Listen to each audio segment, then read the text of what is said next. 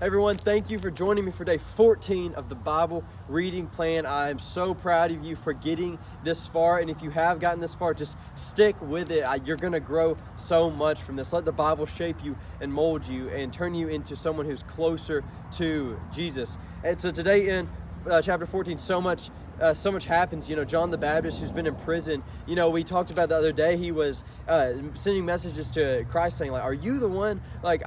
This is the man who was preparing the way for Jesus. And he's like, are you the one, or should we look for another? Because, I'm sitting in this prison, but nothing seems to happen.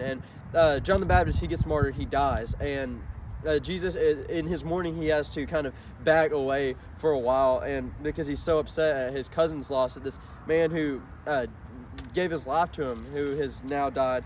And as we look in this chapter, I think the biggest thing that sticks out to me is because we have the feeding of the 5,000. That's awesome. But then the thing that really sticks out to me is Peter walking on water, and this image is one that's always been really close to my heart. The wind and the waves are really high, and the storm is tossing the boat, this damaged boat that they have, and the disciples look out and they see a man walking on the water. And some accounts say that they thought it was a ghost, but Jesus says, it is I, and Peter says, if it really is you, Jesus, command me to go out and walk on the water and come to you. And Jesus says, he says, come.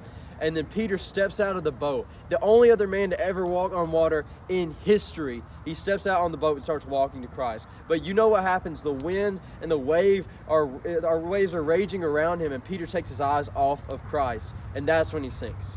And I want to tell you today, if you keep your eyes on Christ, he's the one who's going to lead you through life. But if you take your eyes off of Jesus, off of the goal of our lives, then you're going to start to sink. So if you find yourself today sinking, I feel like life is just taking me over. I'm being overwhelmed, depression, anxiety, whatever it may be in your life. If you feel that way today, I would just encourage you, set your eyes on Christ. And a lot of you may be like, okay, I need practical help for this. I don't need some pastor telling me to just set my eyes on Christ. But I'm telling you, if you seek after Jesus Christ, he will never let you down. He will be faithful.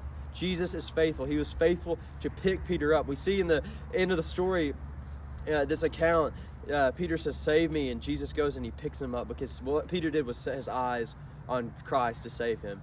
And if you have been looking at the winds and the waves instead of Christ lately, then go look to Christ. He is faithful and just, and he will save you in his mercy.